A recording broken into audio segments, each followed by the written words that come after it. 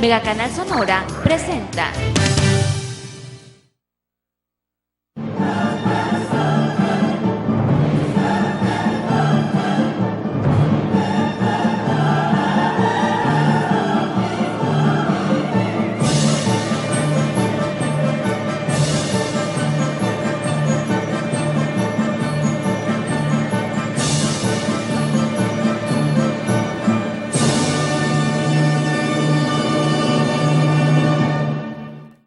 Buenas tardes, estamos en el programa Tiempos, un momento con la historia. Yo soy Rangel Palafox y me da mucho gusto estar con ustedes. Le mandamos un saludo al maestro Lagarda, titular de este programa, está fuera de la ciudad. Hoy vamos a hablar precisamente de esta fecha, del 5 de mayo, la batalla de Puebla. Y para eso hemos invitado a un experto en el tema, bueno, un experto en este tema y en muchos otros, el licenciado Bulmaro Pacheco. Bulmaro, muchas gracias por estar con nosotros. Muchas gracias por saludarte. ¿No? Muy amable. Bueno, un aficionado a la historia, digámoslo, que ha hecho énfasis en las fechas históricas, como mucha gente ahorita dice, ¿por qué el 5 de mayo no se trabaja, por ejemplo? No, o está en el calendario de los días oficiales. Sí. Bueno, pues porque hay un hecho histórico que lo acredita, que garantiza que se conozca, pero sobre todo hay evidencias y hay una historia que explicar y que defender de por qué el 5 de mayo. Sí, muy interesante. Fíjate que casualmente esta mañana me comentaba un compañero, un radiodifusor, locutor, dice que en su programa hizo una pregunta, ¿qué se festeja el 5 de mayo? Y una niña dice, el 16 de septiembre. Bueno, sí. Bien.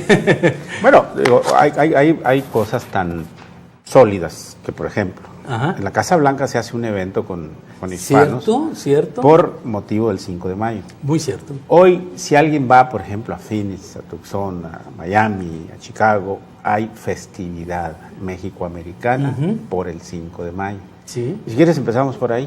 Muy bien, nada más quiero decir, el licenciado Bulmaro Pacheco, historiador, político, estudioso, muy estudioso de la historia política, de la historia contemporánea, de la historia en todas sus facetas, colonial, independencia, reforma, etcétera, etcétera. Y por eso lo hemos invitado, es amigo del programa y ha estado varias veces con nosotros y nos hace el honor de estar con nosotros. Él es historiador, pero más que conocer la historia, una cosa que le admiramos al licenciado Bulmaro es que hace un análisis muy preciso de los acontecimientos de la historia y saca unas conclusiones que eso quizá no lo veamos en los libros de texto, y eso es por la importancia de invitarlo esta ocasión. Así que sin más preámbulo, licenciado, ¿empecemos? Sí, mira, cuando yo fui cónsul en Phoenix y luego en Miami, me llamaba mucho la atención y preguntaba a la gente, bueno, ¿por qué se halo esa energía en celebrar el 5 de mayo, más incluso que el 16 de septiembre en Estados Unidos, ¿no? Bueno, dice, porque como el héroe principal de la batalla de Puebla, que fue Ignacio Zaragoza, nació en Bahía del Espíritu Santo. Texas. Pero era 1829, todavía era México. Era México, parte del estado de Coahuila. Bueno, sí. Cuando viene la pérdida de la mitad del territorio en 1847, esa parte donde nació Zaragoza queda en el estado de Texas, porque era de familia muy conocida él, incluso tuvieron que ver con la fundación de Austin, de San Antonio. Su mamá era una mujer muy respetada en el ambiente, su padre un liberal clásico, que fue el que le inculcó a don Ignacio, que nació en 1829, que a los 24 años ya era general. Muy joven. A los 33, en 1862, ganó la batalla de Puebla, lo que hoy estamos celebrando. Y la segunda pregunta, bueno, ¿por qué tanto orgullo? Bueno, porque entre 1824 y 1847, México tuvo una etapa muy turbulenta, de más de 30 presidentes, la presencia de un personaje nefasto para la historia, porque no lo digo yo, lo dice la historia, Santana, que era Antonio López de Santana, que fue el culpable de la negociación con Estados Unidos de lo del territorio. 11 veces presidente. Que fue 11 veces presidente, pero si multiplican los meses y además fue 9 años sí, en muy general. poco. 2 años en cada periodo. La situación era que su afición, su vocación de poder, así es, que precisamente nuestro héroe, el festejado de hoy, Zaragoza, empieza a foguearse en ese ejército, pero cuando viene la rebelión de Ayutla, de 1854, es de la gente que participa directamente, pero si ya no queremos más a Santana. Y es cuando entra en contacto él con un personaje que sería central en la vida de Ignacio Zaragoza, que fue Benito Juárez. Otro personajazo, ¿no? Otro personajazo, bueno, pues entonces, la primera, porque él nació en una parte que quedó al otro lado, cuando nos quitaron el territorio, que era parte de Coahuila, y que después fue Texas, ¿no? Y la segunda, bueno, pues porque veníamos de una derrota muy ofensiva, muy humillante contra los norteamericanos. 15 años antes apenas. La mitad del territorio, y el pueblo estaba desmoralizado. Mucho. El ejército al que derrota Zaragoza, casi nadie lo ha dicho, lo dice Crespo en su libro. La última batalla que había perdido era en Waterloo. ¿La Primera Guerra Mundial? No, en Waterloo, cuando Napoleón, pues, porque dicen, claro. ¿Por qué Napoleón primero? Bueno, porque era el corso. Napoleón II no, ahí dicen porque le debería tocar al hijo, pero no se usaba. Era el ejército más poderoso. Napoleón III es el que mandaba estas tropas, por lo que tú decías hace un momento. Benito Juárez llega y dice, moratoria a la deuda porque no tenemos dinero. Así es. Nuestras aduanas están sin recursos, la industria textil ya no produce lo que producía, hay las negociaciones para introducir los ferrocarriles que todavía no empezaban, el comercio está en manos de los españoles, los franceses están dañados de parte también de la economía.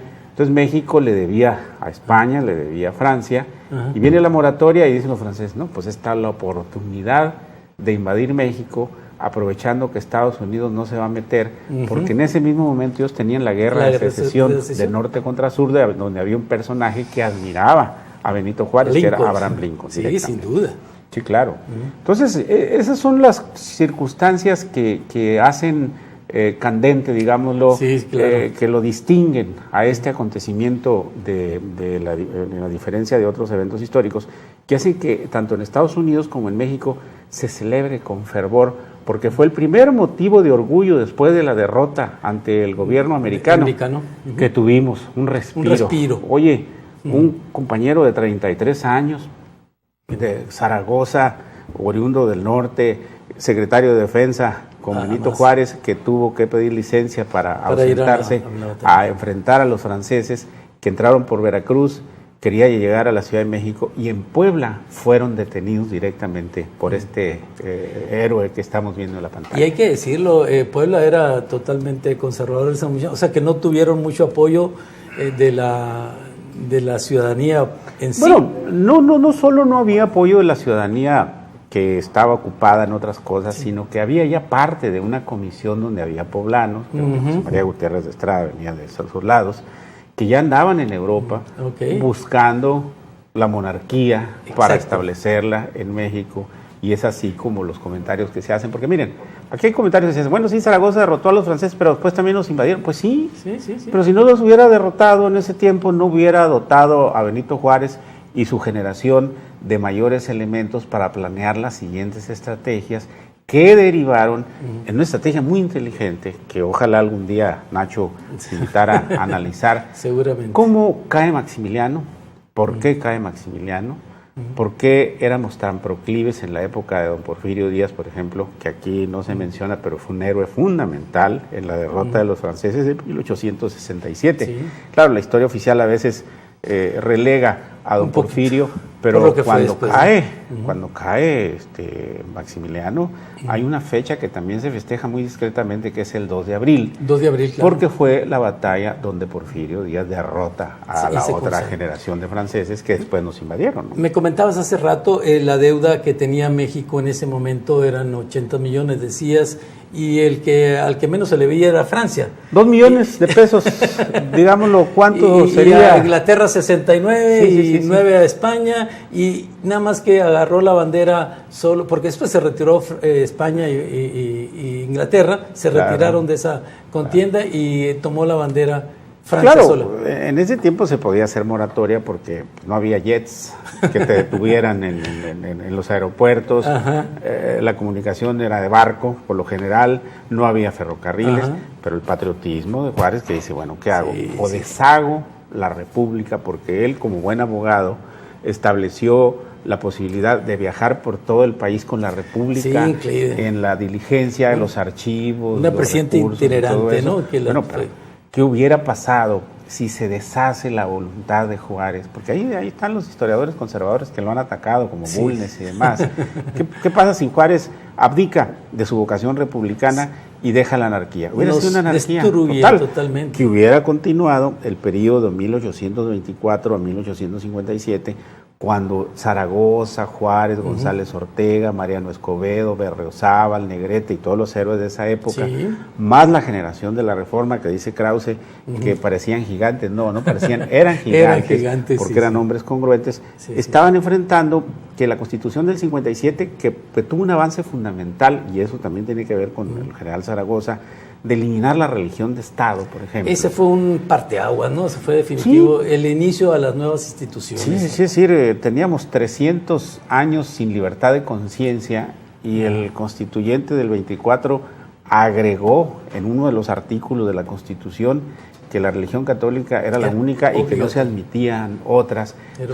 Bueno, entonces no hay libertad de conciencia. Viene la Constitución del 57 y también el mismo clero, el bajo ejército, los empresarios y algunas potencias promueven la inestabilidad, y es cuando tenemos cerca de 40 presidentes en 33 años. Sí, menos de 2 años yo creo en promedio. Aquí hay una lucha eterna de conservadores con liberales y que de alguna manera Juárez estabiliza el país para... Liberales, conservadores, realistas, independentistas, yorquinos, todo, es decir, era una mezcla, era un buen laboratorio político, pero sobre todo de ideas que fueron perfilando el México que siguió posteriormente. Sí, sin duda.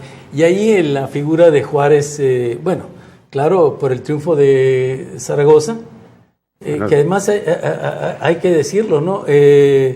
Eso consolidó el liderazgo. Una etapa muy importante y manda señales. O sea, que no es fácil que nos invadan por invadirnos.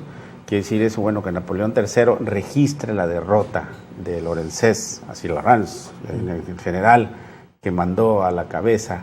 Que hay una película muy impresionante que ojalá la vean pronto, la pasemos por acá, donde está guerreando y tiene a 2 muchachas con una botella de vino, tomando vino, por ejemplo. Y contra Zaragoza, bueno, fue una señal que se mandó de que no éramos un país dócil ni fácil de manipular, y que aquellos que andaban tramitando otro gobierno, lo vemos en el siguiente capítulo. Vamos a hacer una pausa, regresamos en un momento.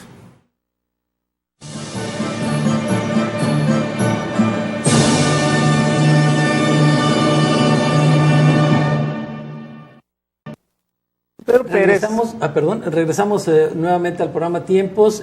Continúa con la pregunta que te La pregunta que hace Pedro Pérez, que si hay una historia oficial y una historia real, ¿con quién nos quedamos? ¿Con cuál nos quedamos? Mire, esa es muy buena hay pregunta. una historia que escriben los vencedores. Sí, cierto. Pero hay una historia que subsiste a los vencedores y se va escribiendo con el tiempo.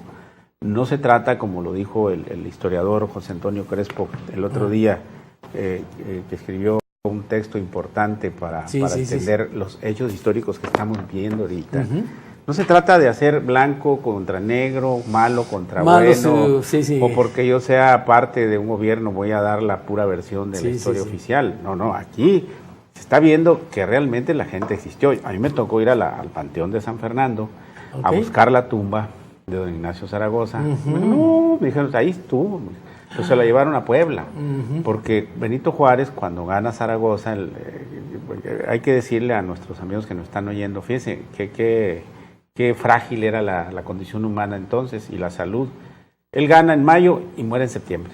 4 meses después. 4 meses de fiebre tifoidea. Que la tomó. Que seguramente las aguas, las comidas, las malpasadas, alguna cuestión lo contaminó y muere a los 33 años. Sí. Lo sepultan en San Fernando, va el presidente Benito Juárez a los honores. Su esposa había muerto, Rafaela había muerto meses antes. Entonces, dice, la batalla de Puebla por la batalla de Puebla vamos a ponerle Puebla de Zaragoza. Sí, así se llama. Entonces se llevan el cadáver de Zaragoza y se llevan el de su esposa y yacen en el monumento que dice Puebla de Zaragoza, allí en Puebla. Es decir, ese es otro dato importante. Y continuando, bueno, sí hay una historia oficial que nos acostumbramos durante mucho tiempo, pero poco a poco las investigaciones, las nuevas realidades, la compra de archivos cierto, de distintos personajes nos están demostrando la facilidad de cosas. Comunicación ahora. Pero el juicio sobre nuestros héroes, sobre nuestra gente que le ha dado consolidación al Estado mexicano y ha librado las grandes batallas, esas no fallan. Mira, recientemente una encuesta, le digo, ¿quién es el héroe más popular de México? Juárez. Sale mucho por encima de Miguel Hidalgo, por ejemplo, y luego siguen los demás. ¿Por qué? Bueno, pues porque el benemérito de las Américas, dígase lo que se diga, que duró 12 años en el poder, que era oaxaqueño igual que Porfirio Díaz, que no quería a los indígenas. Bueno, ¿qué tanto no se ha dicho de Benito Juárez o qué tanto no se dijo de Zaragoza en su momento? La gran diferencia, aquí vimos que Zaragoza no tuvo mucho tiempo ni de disfrutar sus logros. No tuvo tiempo. Ni tampoco de aplicar muchas de sus cosas, porque en el caso que nos ocupa, él nace en 29 y muere en el 62, en septiembre, a los 33 años. Muy joven. Entonces, sí hay una historia oficial que ha sido escrita por lo general por los ganadores, que tiene su discusión. Es decir, aquí lo peor que pudiera pasar es que no tuviéramos ningún tipo de historia. Sí, como tú lo dices y lo mencionó también Crespo y recientemente ahora que estuvo aquí, dice, no tenemos que ver la historia como buenos y malos. Otro personaje también controvertido, joven en ese entonces, Porfirio Díaz, también que lo conocimos en la historia oficial como el dictador y no queremos... Tenía 32 años en la batalla de Puebla. Fíjate nomás, y que fue un puntal, un apoyo muy fuerte para Y a los 37 ganó la batalla del 2 de abril, que fue lo que provocó su crecimiento político, su prestigio. Bueno, pues porque antes no había encuestas, no había televisión, no había radio, no había... ¿Cómo se conocía la gente? Por los corrillos, por de boca a boca, los méritos militares que se demostraban por las batallas ganadas, y por eso un personaje como Benito Juárez, un personaje como Porfirio Díaz, bueno, tenían sus antecedentes de lucha, los quisieron matar, los quisieron acabar. Es decir, bueno, esa no es historia oficial. Eso consta en archivos, consta en versiones que alcanzaron a dar muchas de las gentes que estuvieran cerca de ellos. Porque, bueno, la controversia histórica siempre tiene también atrás su raíz ideológica, sus motivaciones personales, el conflicto de coyuntura. El gobernante en turno. Ya lo decía Winston Churchill, ¿no? Cuando le dijeron que si le dolía la calumnia. Dice, es difícil lidiar con la calumnia, pero la verdad, por poderosa, termina por imponerse. Y en este caso que nos ocupa, es el caso de Ignacio Zaragoza, vuelvo otra vez de nuevo a lo que decíamos hace un momento. Lo que estamos celebrando hoy es una epopeya histórica. Es un acontecimiento que ocurrió, no es inventado. Son personajes que murieron, digámoslo, por la patria, porque estábamos siendo invadidos una vez más por franceses, que la primera vez fue aquí la invasión a Guaymas, por Roset de Borbón, que eran franceses. Nos invadió Henry Craven en Caborca, nos había invadido... Y era muy reciente, porque de Guaymas al 62 apenas habían transcurrido 9 años. 9 años, En Caborca 5 años, o sea que estábamos muy lastimados. Estábamos muy lastimados, pero sobre todo cuidándonos por todos lados. Es que cuando viene la expansión del Estados Unidos sobre México, pues todo el mundo dice, ¿no? Órale, a sacar oro, a buscar recursos, a hacernos de terrenos, porque bueno, hay una leyenda muy clara y que la platica también Nacho y Rómulo Félix, de cómo la misma población americana que quedó del otro lado trataba de echar más abajo a la gente. Por eso cuando usted va a Nogales, Agua Prieta y todo, dice pueblo tal, fundado en 1874, en 1800 y tal, porque quiere dar la idea que hasta ahí llegaron, ¿eh? Los mexicanos dijeron, hasta acá se trazó la línea divisoria, y más acá los apaches, a veces cuando todavía los pocos que existían. Existe una historia ahí de Nuevo Laredo, precisamente los mexicanos que no aceptaron jamás la derrota, formaron de Laredo, que estaba del lado norte, que está, mejor dicho, la parte americana, fundaron Nuevo Laredo porque no aceptaron jamás la división, ¿no? Mexicanos, incluso hasta el mismo panteón, en los cuerpos que había, lo trajeron. Hay dos personajes ahí, ya lo mencionaste tú, Porfirio Díaz, que estaba creciendo, era coronel, no era Sí, claro. general todavía. Y luego, ¿quién se ocupó después de las fuerzas? Porque a Lorenz le fue como en feria, era el ejército más poderoso del mundo. Bueno, hay un repliegue y regresan después con más fuerza, 30,000 soldados, ya para abrirle paso a Maximiliano. Sí. Es cuando el presidente Juárez dice, aquí me van a matar, voy a San Luis Potosí. Y desde allá dirige las operaciones. Y ahí fue siguiendo hasta llegar a Paso del Norte. Hasta llegar a Paso del Norte. Y si ustedes van, por ejemplo, un día al Palacio de Gobierno de San Luis Potosí, todavía la gente conserva la recámara donde estuvo Juárez, por ejemplo. Bueno, solo aquí no hacemos eso. Guaymas es un desastre en su centro histórico y ojalá lo recupere el presidente municipal. Pero, por ejemplo, Chihuahua, está el cuarto donde pasó sus últimas noches. Hidalgo. Miguel Hidalgo, por Sí, ejemplo. y tal cual estaba en el sótano de ahí. San del Luis Potosí, de ahí no puedes pasar para allá porque ahí durmió Benito Juárez, Sí, ahí sí, estuvo sí. Juárez. Muy... El mismo Parral, fíjate, hay una placa, dice, aquí durmió Benito Juárez. Una placa en un edificio X. Aquí nada más tenemos el de Álamos, el del Hotel de los Marcor, Ajá. donde hay una recámara, dice aquí durmió Francisco I. Madero, cuando era candidato a la presidencia. Menos de la República. mal, ¿no? Sí, que traía su libro. Entonces, yo te diría, ¿es una fecha histórica que se justifica? Sí. El 5 de mayo de 1862, como Zaragoza lo dice en un parte emitido a Porfirio Díaz, a Benito Juárez, las armas nacionales se han cubierto de gloria. Es cuando resurge un motivo de orgullo que estaba herido, que estaba dolido, que estaba casi aniquilado, porque no teníamos cómo reponernos de la derrota de 1847 de Santana ante el gobierno americano, las fuerzas americanas. Y por eso, ¿por qué se celebra tanto? Si usted prende la televisión hoy en Estados Unidos y van a alguna parte, hay un fiestón en todas las comunidades hispanas porque se festeja más el 5 de mayo, insisto, que el 16 de septiembre. Sí, muy cierto. Hay otros personajes ahí, por ejemplo, de la comitiva que fue a Francia. Sí, Almonte. Platícanos algo de Gutiérrez Estrada, parte del clero. Bueno, fueron a buscar. Y González, González Ortega, que después hizo cargo de la defensa. Fueron a cabildear la presencia del gobierno monárquico aquí, con un monarca extranjero, partiendo de la ingenua idea de que con una monarquía, el periodo de inestabilidad que vivió México entre 1812 y 1859, 60, se podía arreglar. Nos fue como en feria. Pobrecito, Maximiliano era 2 años más joven que Zaragoza. No se le cataloga como malo, como perverso. No. Una gente ingenua, Ingenuo, bonachona, con una esposa un poco fuera del lugar, que era Carlota, Sí. que murió en 1926, por cierto. Y bueno, pues lo condujeron a un final muy trágico, a pesar de que el gobierno francés y los europeos le pedían a Juárez que hasta no el mismo lo matara. Papa, ¿no? Juárez dijo, bueno, violentó y ofendió la soberanía nacional y al paredón en el Cerro de las Campanas. En el Cerro de Querétaro. Directamente en Querétaro en 1867. ¿no? Sí, y volvemos también a lo mismo.